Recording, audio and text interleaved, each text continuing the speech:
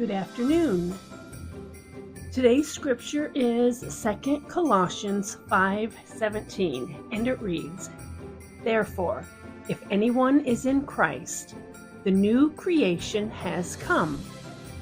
The old has gone, the new is here." Amen. And our second declaration for today is, I declare that my past does not define me. I am renewed in Him. Amen. You all have a blessed afternoon.